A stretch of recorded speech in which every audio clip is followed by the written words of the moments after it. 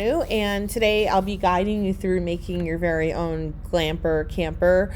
I just want to show it to you first, and then we'll do our little supply check and I'll tell you a little bit about it. So I've been making this project for a long time. The examples that I have here are very basic. And then what you could do is you can add on to these in any way you want. So my very basic design includes like this little decoration thing, a window, and a little wheel and a door. Okay, and then this is a larger version of it. If you're an art teacher following along, you could probably find a way to turn this into a piggy bank, or it could also be the cover for like tissues or something. You could probably find a way to make it functional. I want to tell you that I've made my own tracers for this project, so I'll just show you those really quick. So what I did was I have a larger version of this and a smaller one, and I just kind of thought about the shape I wanted. And then there is this 3D section. So this actually, believe it or not, this little, trying to get in the screen here, this little strip here will make it 3D so that it's, you know, three-dimensional. So basically it's a slab project, and we'll be scoring and slipping the different parts together. So it's pretty simple, all right? And the tools that you're going to want to have today are your tracers. You might be making your own, or you might be using some of mine. If you're in one of my workshops, I've provided them for you. Of course, if you want to do bigger, you definitely can. You can, you know, at home, maybe use the same shape but make it larger, and just try it out. See what works for you. So here are my tracers. Okay, I want to show you I have a rolling pin. I've got my sponge.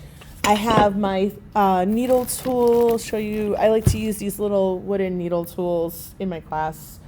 And I have some slip. I know my slip is red. That's okay, because it fires at the same temperature. I like it because then you can actually see where you put it, which is kind of nice, and you know, just kind of adds a cool element. So I've been doing that. I have a lot to get rid of. That's the reason I'm really using it. And I have some water for smoothing. All right. And I say, let's get started. So I'm going to just kind of clear my space. I'm going to move all this out of the way. And I've got more clay than I need. If you're in one of my classes, I portioned it out for you. But I just like to have more than I need. So I'm going to start with my first piece. So I am just going to kind of slide all this out of the way so my space isn't filled with extra stuff. So what I like to do first is squeeze my clay into a ball. All right. And what I'm going to do is use my rolling pin.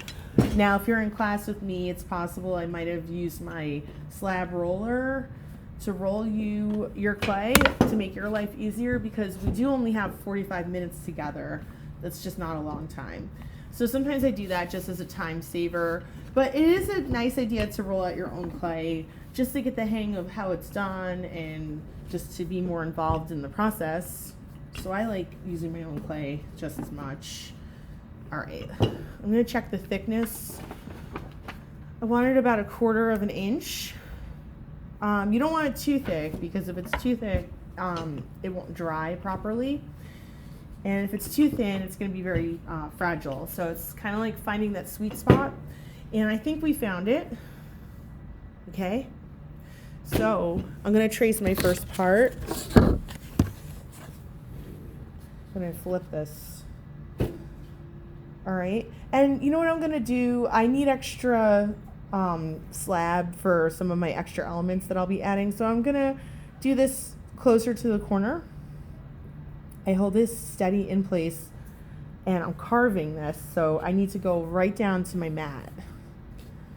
All right, and I'm gonna slide this away, but I'm actually gonna hold on to my scrap. I'm not gonna ball it up. I'm gonna be using this for things like the window, the wheel, things like that. So I'm just gonna pop this to the side. All right, and I'll show you, this is really much simpler than you probably think. So here is my first slab. All right, I like to look at both sides, see which side looks neater, and that's usually the side that I'll end up using. All right, so there's the first side. I'm just gonna put this to the side so I have a clear space, and I'm gonna start rolling my next piece of clay. I'm gonna be doing the same thing again, okay? And here we are. And again, I like to just kind of squeeze it in my hand, ball it up. I don't recommend rolling it on your paper in my class because it could affect someone else's artwork. Hang on one second, someone's knocking at my door. I'm just doing a video. We'll have to talk later, okay?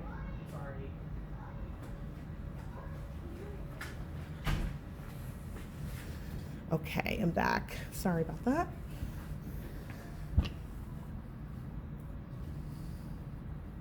And what I'm doing is just rolling out my clay.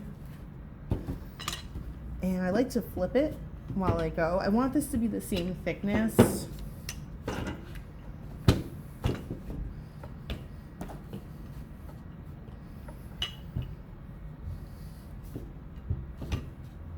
So I want it to be the same as the other one. Okay. And it is about the same. I'm going to go ahead, I'm going to measure again, do the same thing again. And I am going to hold on to my scraps again because I'm going to definitely need a lot of scraps. Carving.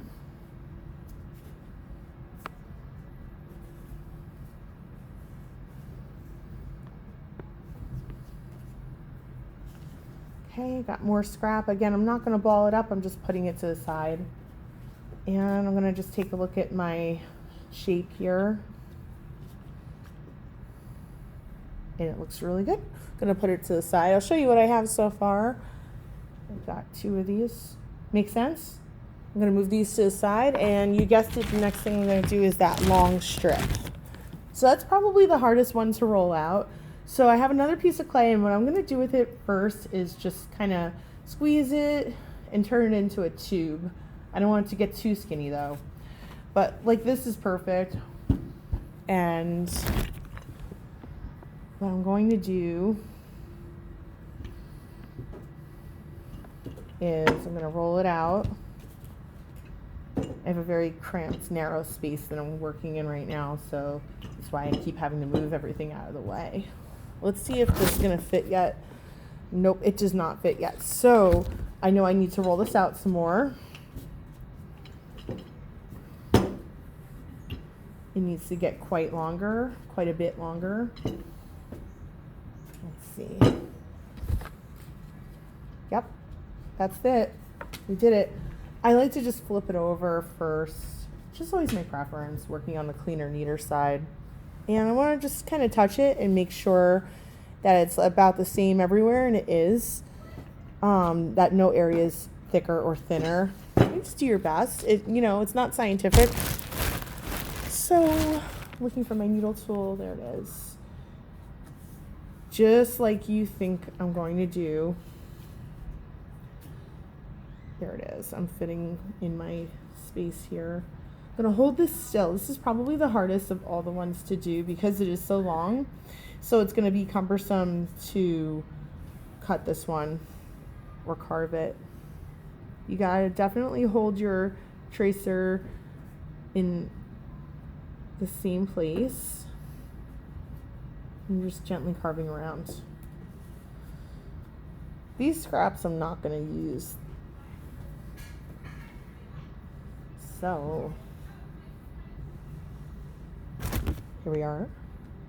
All right, so I'm gonna move these scraps out of the way too. I will be using them later. I just want to show you what I have so far. And you guessed it, I got the front, the back, and the middle part.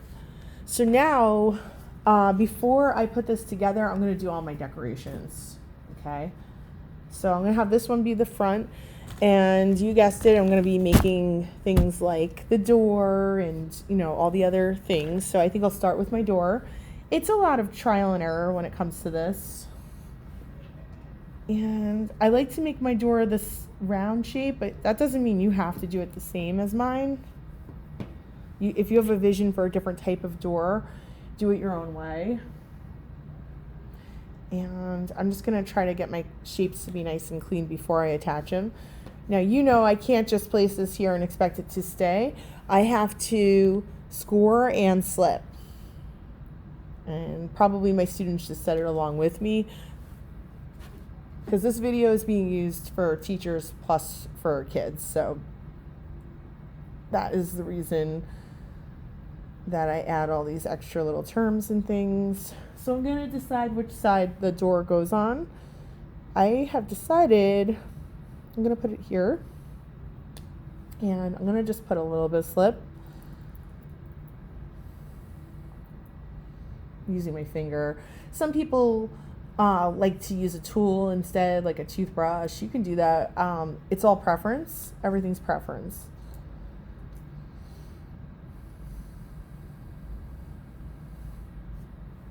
All right, so that's there. And next thing I'll make is my window. I'm going to use another scrap. I'm going to make mine very basic, just show you the most important elements to include. So I know my window is a square, and I'm just, I don't have a tracer for that. Of course, if you're a teacher, you can make tracers for all these extra little shapes too. If you have a vision of them being uniform, that's one thing you could do. But I'm just kind of winging it, and I do give my students the opportunity to decide, what shapes or how and whatnot.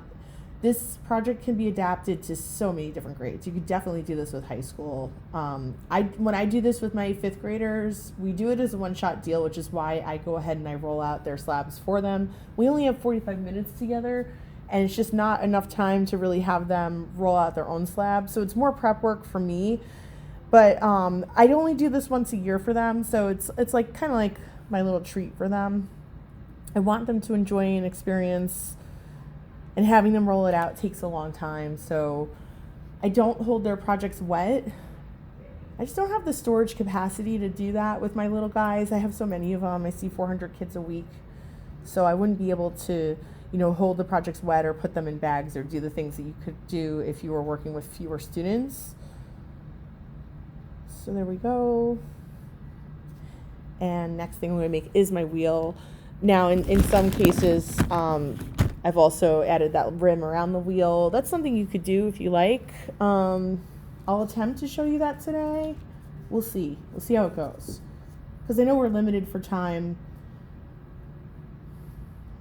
And this is more trial and error. And this is another thing that, of course, you can make tracers for these for your kids. I did not, but you definitely can if you'd like. What I do, though, it's just a circle. It's another slab, and I'm just kind of rolling it around in my fingers. Okay. All my things are turning red because of the slip, and that's okay. I am going to glaze these, so, you're not going to see all that later. But it does equal a nice color variation.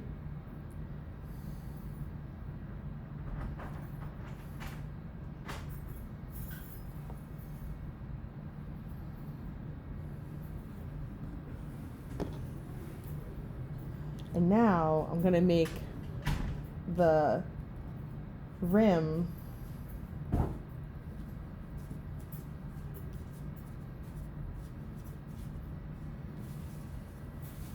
and I'm just kind of shaping that in my hands. So this is just from another piece of clay, and what I'm doing is I'm just kind of fitting it. I think the other side might be neater. Ideally, this should come out past the wheel.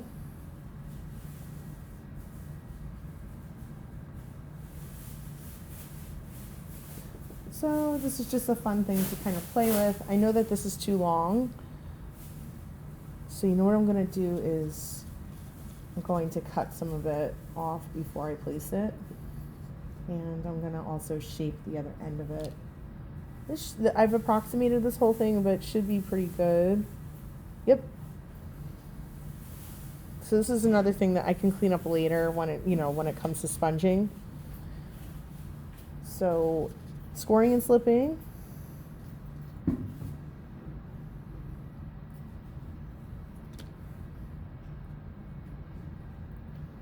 And just putting my slip. Again, if you forget to score and slip, expect that it's just not going to stay. Once it goes through the kiln, it's just going to fall apart. That's what happens if you forget to score and slip. So do your best to always remember. What ends up happening is I end up having to hot glue a lot of things back together. later on, you know, if people forget to score and slip. All right, so we've got all that so far, and I think I am going to add that, that little decoration thing. So I'm just using, again, my extra clay. I'm rolling it. I'll show you. Just rolling it into a worm. And I'm going to just fit it before I commit to it. That's one of my things. I always taught my students to, like, arrange the thing that they're going to put before they place it down. And you guessed it, we do have to slip this on. This part I haven't scored on. It's so little, it's so tiny. You could probably just get away with just putting a little bit of slip on the back. All right, so I'm gonna go ahead, I'm gonna slip this down. But then be sure to push it firm, but without ruining the shape also. So it's this very delicate balance. And then of course you can fix up the shape.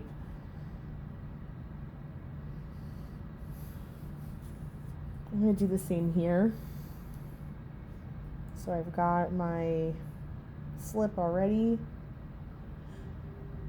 Now you guys, I'm sure you know this, but you just make your own slip with leftover wet clay. I should say leftover dry clay. So what I do is my little scraps that I end up not using, I actually let them dry out.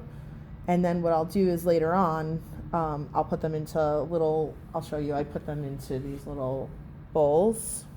And they're just like dedicated slip bowls. And what I do is I put them in Ziploc bags. So I zip them up, of course. And just by zipping it up, you're containing the moisture so it won't harden on you.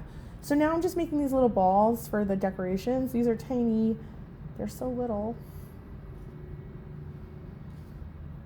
I know this looks a bit messy because of the slip. I just didn't have any gray slip prepared before this lesson, so. But you get the gist. The idea is here and you understand. So it's more about the idea. It's not about it coming out perfect. And if you're doing this with your students, I always recommend making one along with your students. Of course, you can show your students this video too. I definitely am going to show my students this video. And, you know, I'll fast forward, rewind, all that stuff. So this way they get everything. So again, I'm just putting a little bit of slip on each of these. And I'm going to go and clean this up a little bit now. So I'm just using my sponge tool and my water. I don't want to use it super wet. I just dip the end of this. And this is just a chance for me to neaten everything up a little bit and to smooth out anything that I'm not happy with. Now, I'll just tell you some ideas. If you have older students, let's say they want to put texture. Texture is a lot of fun in this project. Maybe when it's in slab form, maybe you're using some stamps. Stamps are a great thing to use. So maybe you're putting some cool textures for the, you know, for the background of your camper, or I should say for the, you know, exterior. I'm going to keep mine as like a metal camper because I'm just keeping mine super traditional. So I'm making these lines. This part I'm just drawing. I have to make sure that I don't go so hard that I accidentally carve it. That's something that my students do quite a bit by accident because they're young.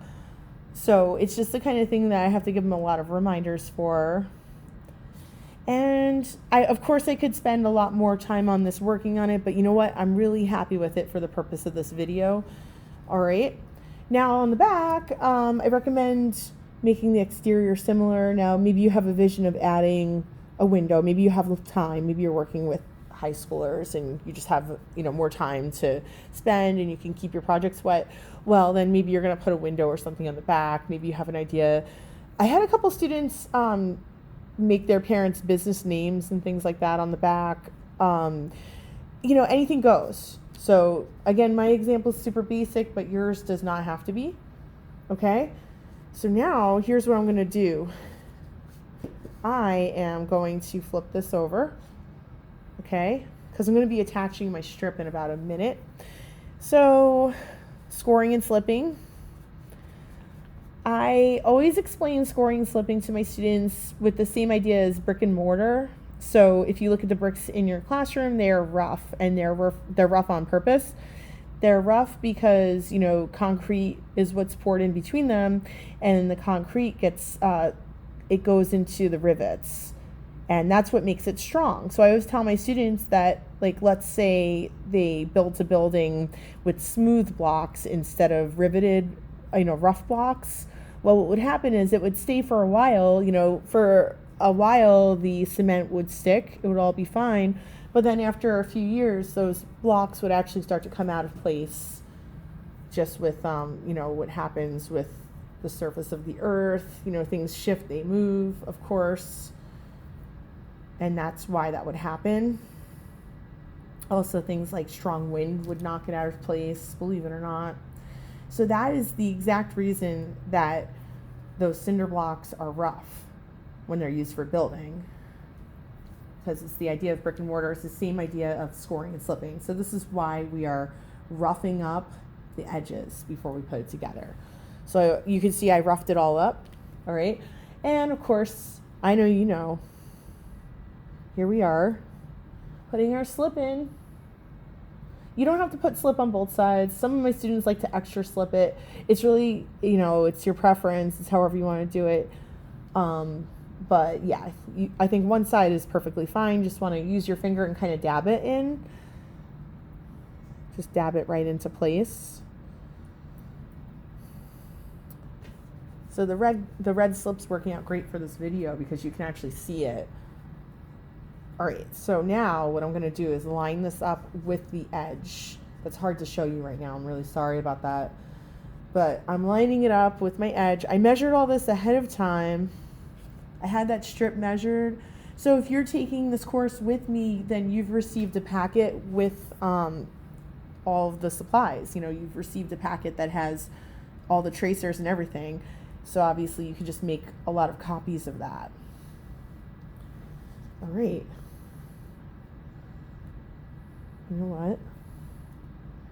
Yep. All right, this has to get flipped. So remember I made those lines, so I'm glad you saw this. So I knew that there was something like that in this project, but I forgot. So, you know, the beauty also of not going deep and dark with your needle tool, just drawing, is that you can just rub things out to make them go away. And I'm going to just do this neater my second time around. I wasn't happy with how it came out. It gets to be a little perfectionist sometimes. All right, so same as before, I cannot just put this. I need to do my scoring and slipping. I'm going to place this more in the center so you can see it. Actually, I'll show you too. I'll just give you a quick view of where we are so far. So you can see it's all attached. Okay, you can see that it's flush with the line. I know, you know, there's little things that don't look so pretty right now. Don't worry about any of that. It's all going to come together. So now you know what we're going to do. We're going to score and slip. Now we leave the bottom open. And one thing I want to mention is that in school, in my class, at this step, I actually would put paper towels inside to help it hold its shape. Now, if you're an adult making with me, this is a time where you can, you know, take a break. You can put some paper towels in there. Actually, what I think I'm going to put in there is some crumpled paper. You don't have to do this step if you built it really quick. It's not necessary. It's probably not necessary in the one I'm making, but I'm using the same paper here. And what I want to do is really, really smush it down, because this will have the ability to actually mess up the shape of my camper if it's popping out too much. I'm going to put a second piece. So again, I crumple it. I'm just kind of ripping pieces from another. All this is construction paper too, by the way. It's just like larger construction paper that's manila colored. I like to use these as mats. Let's clean up for later. I always tell my students to keep their clay on their mat at all times. Okay. So I know I still need to score up this edge here. I know I'm moving much faster now because you guys get the gist. We did this before. I just want to make sure I have this all on the right side. It's all going to fit, and it will. All right, great. So now I'm going to go ahead, place my slip.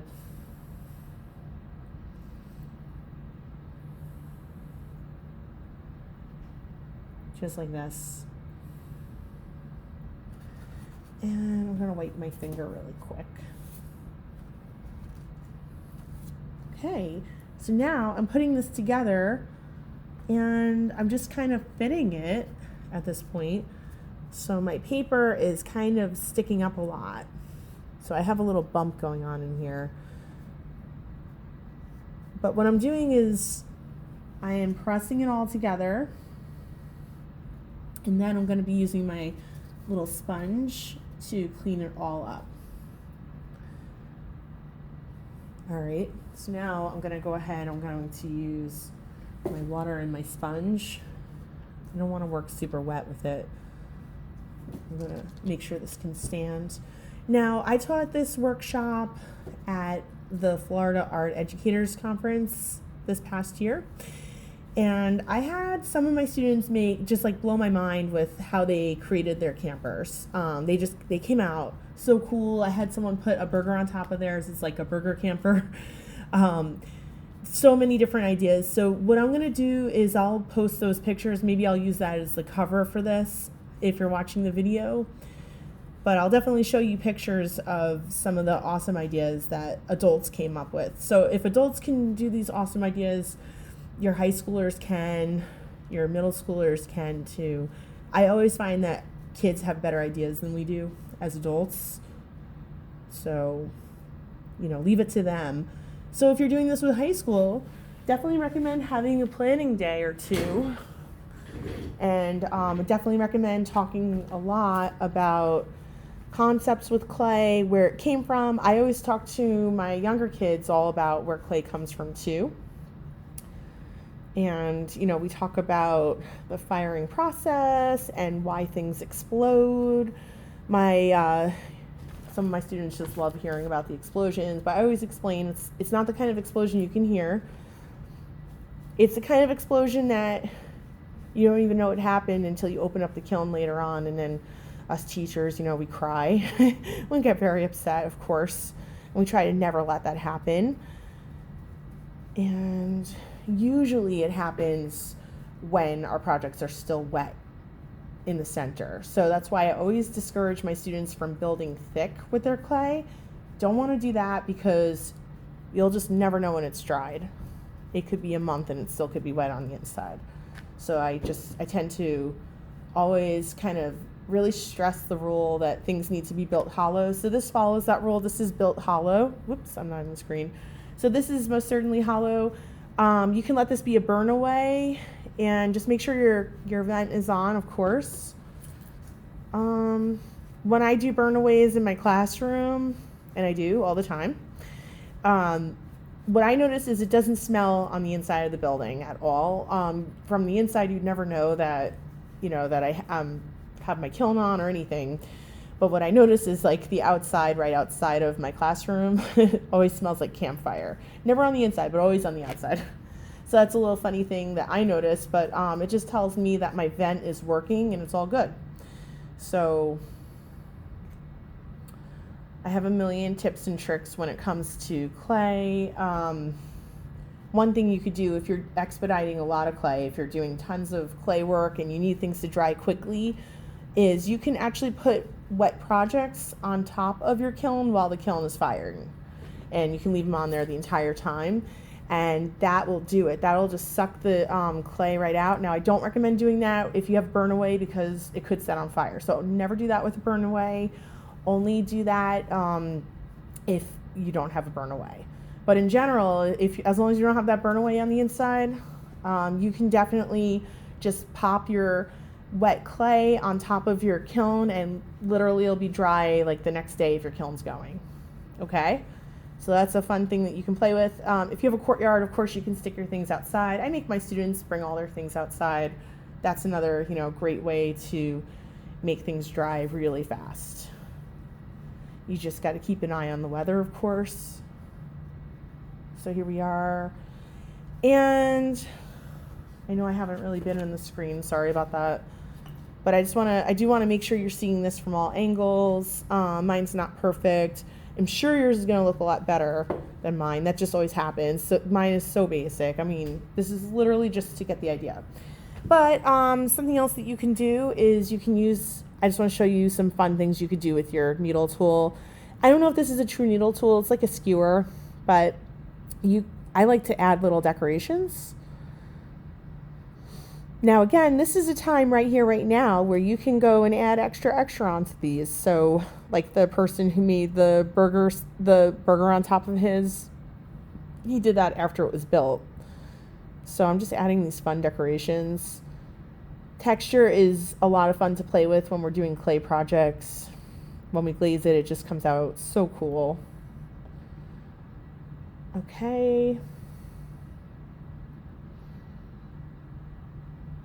And another thing I want to tell you is sometimes when you're drawing on your clay, you'll get those little pilly balls that happen, like kind of like what happens on your shirt if you wash it wrong or whatever.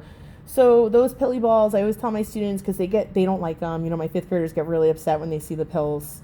I tell them just leave them, because once your clay dries out, I can very easily just use a brush over it so fast and just make those pills go away. So that's a little tip right there. Don't try to do it when it's wet, because you just won't have success getting it out and you could ruin your project. Trying to seam over my top a little bit better. Just trying to really seal this up. I'll show you the back really quick. Mine's a bit warped, so I have to play with the shape a little bit, and I will once I turn this video off. All right, and just show you the front, the top, the side, everything.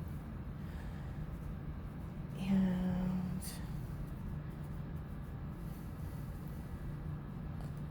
here we are. So we're at the end. I like to let these dry standing up. It's just my preference. And here we are. It's gonna look amazing once it is glazed. I can't wait. This is all about having fun. And it's all about ideas. All right, you guys. I'm going to go ahead and sign off. Thanks so much for joining me today, and I'll see you next time. Bye.